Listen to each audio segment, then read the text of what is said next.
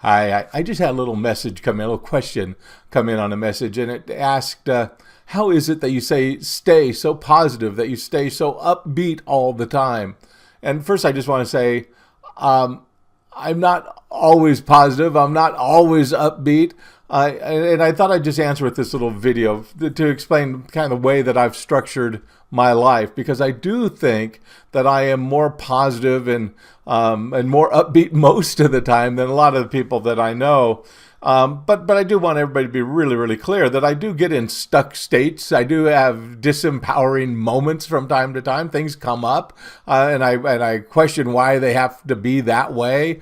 So yeah, that happens. But normally when those things do come up for me, it's a matter of minutes, not hours or days or weeks, like it is for some.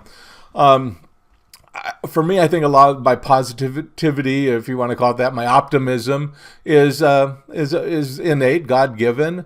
Part of it probably has to do with my upbringing, the way I was brought up, and some has definitely been consciously created over the years. Of course, we can't change how what we're born with or how we're brought up, but we can change our beliefs and our thoughts and what we assign meaning to. So that's kind of what I've decided to do over the last really quite a number of years, really since my 20s. So let me just kind of begin with this. Many years ago, when I started really examining my beliefs, I challenged all the beliefs that I had, and I also challenged what I thought about things, the meaning that I gave to the different events of my life. When she didn't go out with me, or when I was afraid to ask somebody to dance at a school dance or whatever, the meaning that I assigned to all that, I changed over the years. I rewrote history, if you will, and I think that's a very reasonable thing to do, because when you're at different points in your life, you assign different meanings to things, and when you look back from a different perspective, you can say, you know what, it was not because my I was crossed. I just didn't have the courage to ask, and today I have that courage. I've developed that over the years. So we can reassign meanings to things in our life. And I think it's very positive to do that. One of my earliest personal development teachers, I had several. One was Napoleon Hill, who wrote the great book Think and Grow Rich. So I read that and listened to all of his lectures and did that sort of thing. Another was Earl Nightingale, the co-founder of Nightingale Conant, the audio cassette company out of Chicago.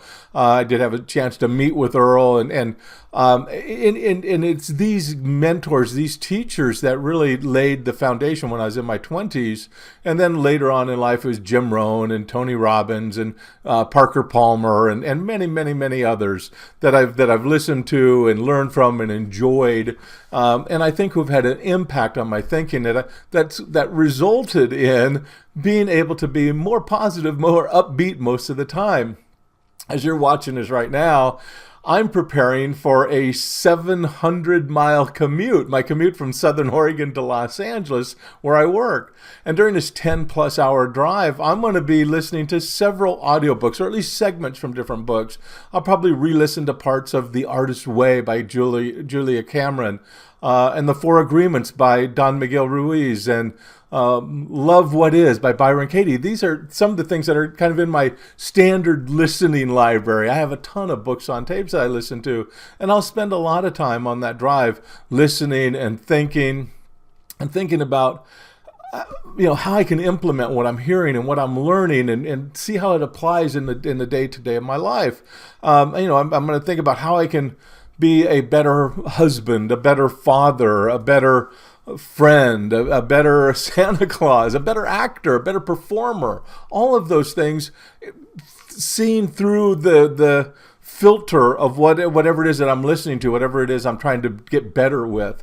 And I'll spend hours thinking about how I can better serve people and have greater impact and add more significance to my life. So it's a blessing to have the time to think and to spend kind of evaluating in that personal assessment process. So that'll be a big part of my 10-plus hour drive that I do very regularly. But I also say this, it's not all deep thinking for sure. I mean, there will be moments, it may be a stretch of time, maybe 15, 20 minutes or longer, where I'm going to roll down the windows, pop the Allman Brothers on, and and turn the volume up and let the hair and the beard blow in the 85-degree wind that's going to be whipping through the car. But one thing's for certain, I'm going to be enjoying the moment and getting all that I can out of it. And I hope that you will do the same. It is a joy to go through life with the belief systems, with the understandings, with the meaning of your life that allows you to spend more time in joy. So I hope that what you'll do while you're listening or watching this, that you will not worry about the future or worry about the past or be unhappy or questioning away the decisions that were made and all that. We all have that. I mean, there's a lot of ways we can look into the future and create a whole bunch of different meanings and worries and fears and all sorts of things, and we can question everything that we did in the past. But the reality of it is we're right here in this present, and this is where we live, and the most we can make out of this minute, the bigger smile, the bigger joy, the more we can do for others and ourselves, that's what's going to bring joy to this moment. And if we can live each moment that way, it's my belief that life will be all right, right? It'll be good. So anyway, I wish you well and hope to talk to you soon.